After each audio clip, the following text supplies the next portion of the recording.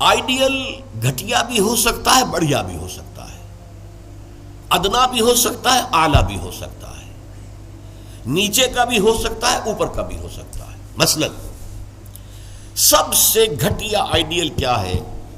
اپنی ذات، اپنا مفاد، اپنا علو، گویا کہ اس کا آئیڈیل اپنی ذات ہے۔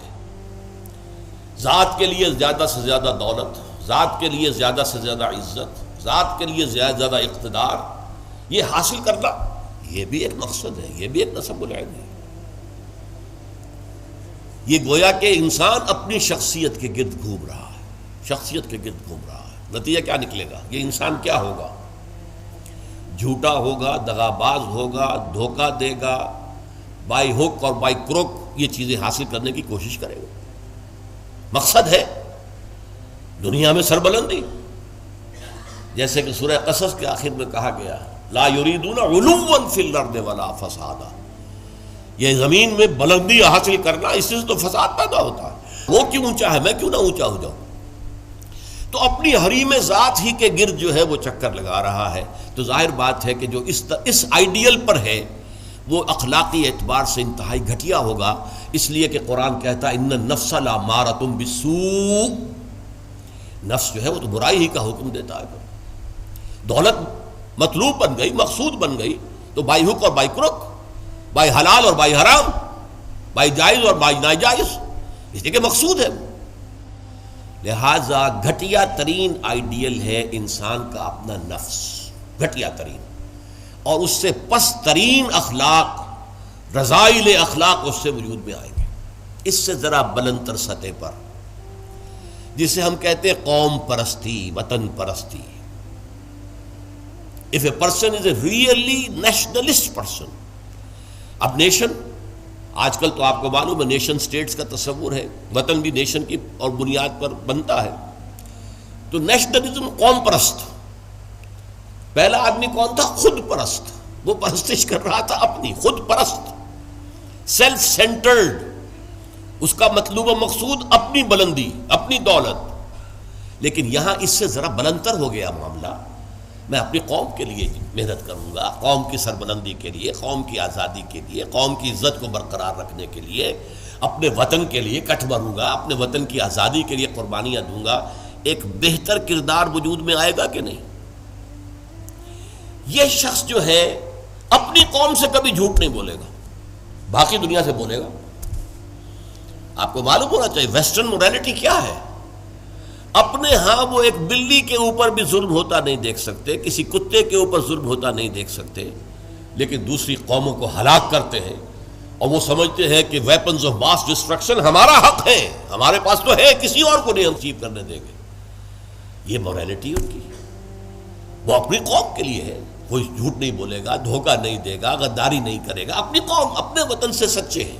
لیکن اس کے باہر نہ ان کی محبت ہے، وہ اپنے ہاں تو کہیں گے لو دائی نیبر ایز دائی سیلف، لیکن بقیہ قوموں کے ساتھ ان سے بڑا ظالم کوئی نہیں، انٹرنیشنل لیول پر آ کر ان سے بڑا جھوٹا، ان سے زیادہ فریبی، ان سے زیادہ دغاباز، ان سے زیادہ دھوکے دینے والا کوئی نہیں۔ لیکن پھر بھی کم سے کم اس شخص سے تو بہتر ہوا جو شخص اپنی ذات ہی کے اوپر سینٹرڈ ہے، خود پرست ہے، نفس پرست ہے۔ اس سے یقیناً ایک بلند تر آئیڈیل ہے وطن پرستی، قوم پرستی۔ یہ قوم پرستی اگر ہے تو ایسا تو نہیں ہوگا کہ قوم کے لیے ہتھیار خریدنے گئے تھے تو زبردست رشوت لے کر گھٹیا ہتھیار خرید لیا، یہ نہیں کرے گا وہ کبھی۔ ہمارے ہاں یہ بھی ہوتا ہے، اس لیے کہ ہمارے ہاں قوم پرستی ہے ہی نہیں، وطن پرستی ہے ہی نہیں۔ اس حوالے سے اب حالانکہ آپ کو معلوم ہے کہ ہتھیار جو ہے زندگی اور موت کا مسئلہ ہے، جب جنگ ہو رہی ہے اور کریٹ کھولا گیا، معلوم ہوا یہ تو استعمال کے قابل ہی نہیں ہے یہ ہتھیار جو ہے، کیا ہوگا اس وقت؟ عین موقع پر محاذ میں وہ کھولا گیا ہے باکس، اور معلوم ہوا کہ یہاں تو کچھ اور رکھا ہوا۔ لیکن لوگ ہیں جو رشوتوں کے لیے، کک بیکس کے لیے، جو بھی وہ ان کے کمیشنز ہیں، وہ گھٹیا مال لیتے ہیں، دومی مال جسے آپ کہتے ہیں۔ تو وطن پرستی یا قوم پرستی ایک نسبتاً ہائر آئیڈیل ہے، اس سے اوپر ایک اور ہے۔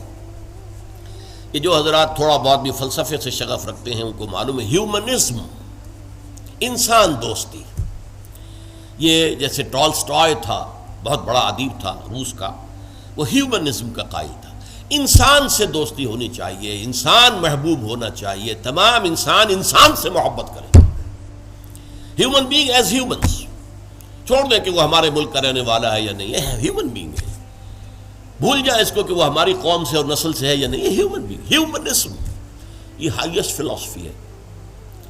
لیکن آپ جو سوچ لیجئے کہ اول تو یہ کہ اس تک پہنچنا بڑا مشکل، اپنی قومیتوں کے حدود سے، وطنیتوں کے حدود سے، اپنے ذاتی مقاصد اور ذاتی جو بھی مفادات ہیں ان سے بلندتر ہو کر واقعتاً ہیومنسٹ ہونا آسان کام نہیں ہے۔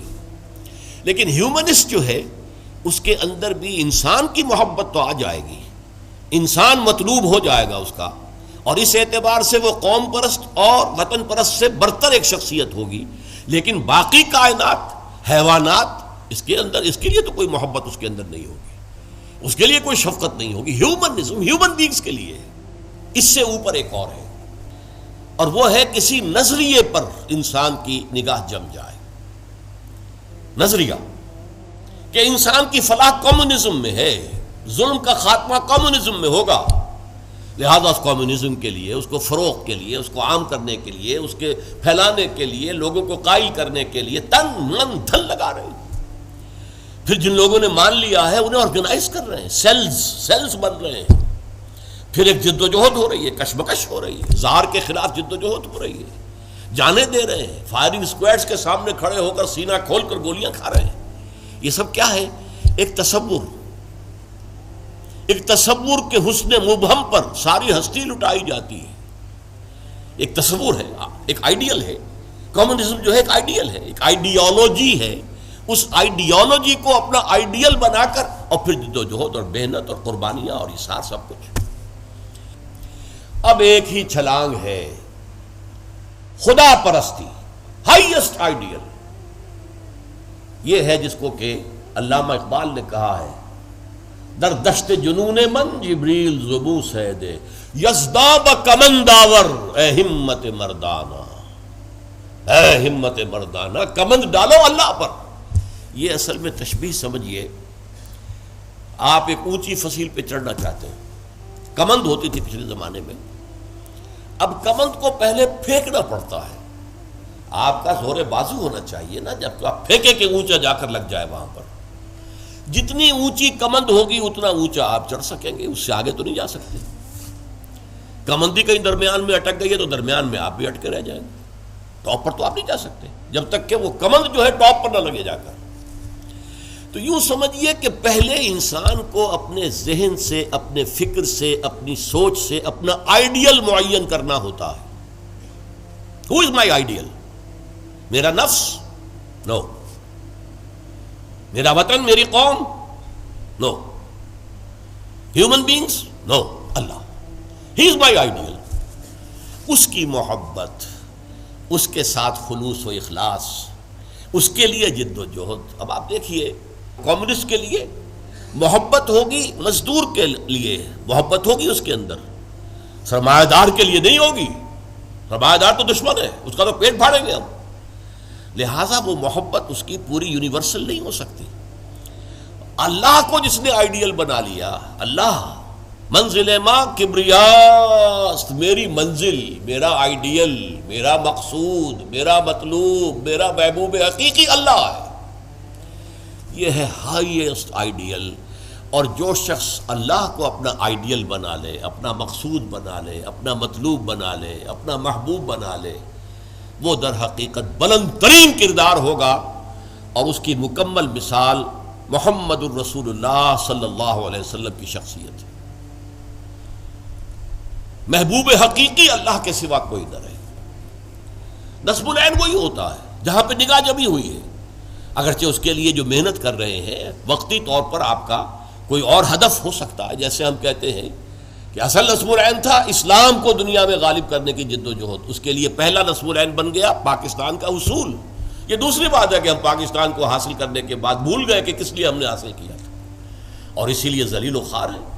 انڈیا کے مقابلے میں سر اٹھا کر کھڑے ہونا ہمارے لیے ممکن نہیں ہے، سوائے اس کے کہ ایٹمک ڈیٹرنٹ جو ہے اس کا سہارا لیا ہوا ہے، اور اگر خدا نہ خواستہ میرے نزدیک تو تقدیر مبرم ہے، امریکہ نے یہ آپ سے چھین کر لینا ہے، پھر کیا رہ جائے گا کچھ؟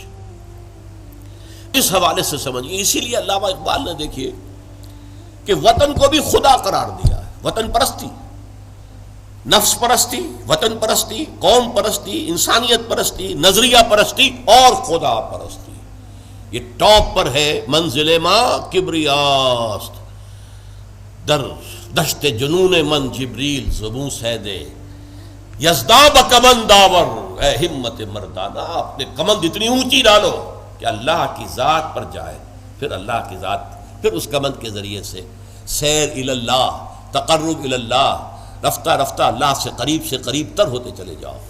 جیسے کہ آپ کو معلوم ہے، اگرچہ وہ آیت سجدہ ہے، جا کر ایک سجدہ کر لیجئے گا، جو سورۃ العلق جو ہے وہ ختم ہوتی ہے فَاسْجُدْ وَاقْتَرِبْ، بس سجدہ کرو اور قریب ہو جاؤ. یہ سجدہ کرنا اللہ سے قرب کا ذریعہ ہے. وَاقْتَرِبْ، قریب ہو جاؤ. اس لیے حضور نے فرمایا ہے ان اقرب ما یکون العبد الی اللہ فی السجود، انسان جو اپنے رب سے قریب ترین ہوتا ہے وہ سجدے کی حالت میں ہوتا ہے. اپنی انا ختم کر دی، اپنی انا مٹی میں ملا دی، پیشانی اللہ کے سامنے خاک پر رکھ دی. بس یہ گویا کہ جو یہ انا ہی جو ہے ہماری، یہی تو ہے در حقیقت جو ہمارے درمیان اور اللہ کے درمیان حائل ہے. اس انانیت کا امکان ختم ہوا تو پھر اللہ کے ساتھ ہمارا بہت قرب ہے. یہ ہے ضعف الطالب والمطلوب. گھٹیا آدرش ہوگا تو گھٹیا ہی شخصیت وجود میں آئے گی، اگر اعلیٰ آدرش ہوگا تو بلندتر شخصیت وجود میں آئے گی. آدرش نصب العین، مقصود، مطلوب، محبوب حقیقی اپنا نصب بھی ہو سکتا ہے، اپنی ذات بھی ہو سکتا ہے.